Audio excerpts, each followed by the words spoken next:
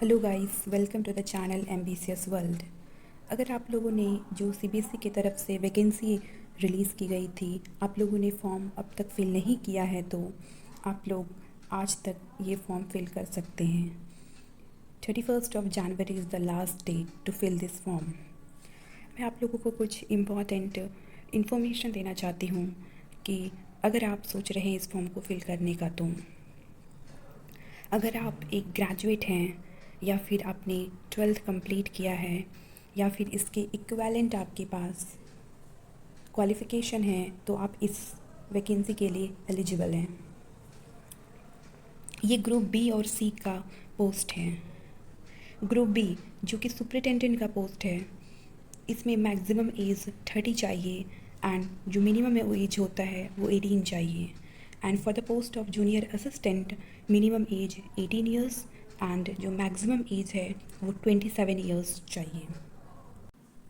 Guys, ये all India level की vacancy है एंड सबसे इम्पॉर्टेंट थिंग ये है कि इसमें गर्ल्स को 10 ईयर्स का जो एज रिलैक्सेशन है वो दिया गया है।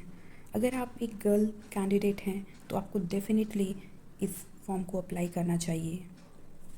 And the most important thing is girls candidate के लिए इसमें कोई फ़ी भी नहीं लगने वाला है। अगर आप एक general U R male candidate है तो आपको हर एक पोस्ट के लिए 800 पे करना होगा। अगर आप ex serviceman and departmental candidate नहीं हैं तो अब बात करते हैं इस फॉर्म की स्टार्टिंग डेट 2 जनवरी 2025 थी एंड इसकी लास्ट डेट 31 जनवरी मतलब आज है। अब इस वैकेंसी से रिलेटेड हम लोग कुछ इम्पॉर्टेंट इन्फॉर्मेशन के बारे में बात करते हैं।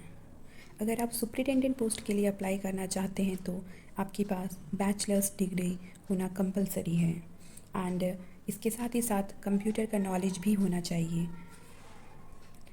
And for the post of junior assistant आपके पास 12th और इट्स इक्विवेलेंट क्वालिफिकेशन होना ज़रूरी है। अगर हम स्किल टेस्ट की बात करें तो सुपरिटेंडेंट के लिए भी एंड जूनियर असिस्टेंट दोनों के लिए ही सेम है। 35 वर्ड्स पर मिनट इन इंग्लिश और 30 वर्ड्स पर मिनट इन हिंदी।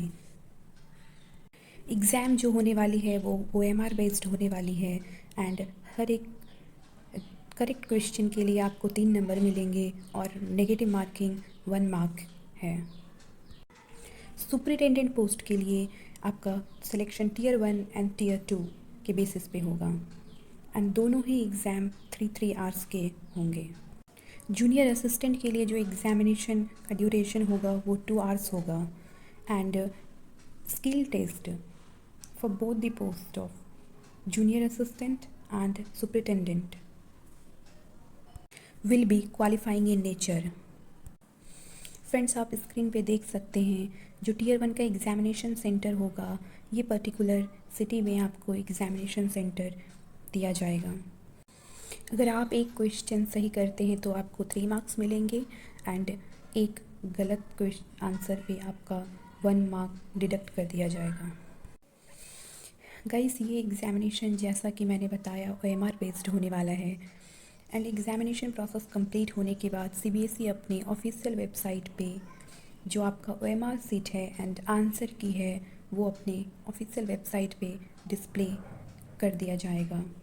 एंड अगर आप किसी आंसर से सेटिस्फाई नहीं हैं तो आप उस क्वेश्चन को चैलेंज भी कर सकते हैं, but the most important thing is आपको एक क्वेश्चन चैलेंज करने के लिए आपको 1000 रुपये पे करना होगा and that will be non refundable.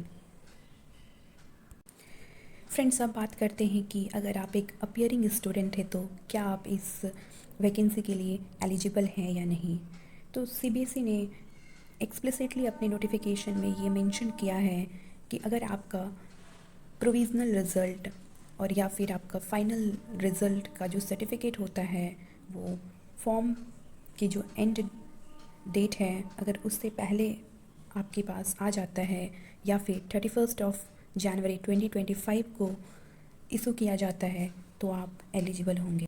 और अगर आप एक फाइनल ईयर कैंडिडेट हैं, आप लास्ट ईयर में पढ़ाई कर रहे हैं एंड आपकी एग्ज़ामिनेशन हो चुकी है, रिज़ल्ट नहीं आई है, तो आप इस कंडीशन में एलिजिबल नहीं होंगे इस फॉर्म के लिए। गाइस, अगर आप जनरल कैटेगरी से बिलोंग करते हैं एंड EWS का आप बेनिफिट लेना चाहते हैं तो आपको इस फॉर्मेट में आपका EWS सर्टिफिकेट इशू किया होना चाहिए।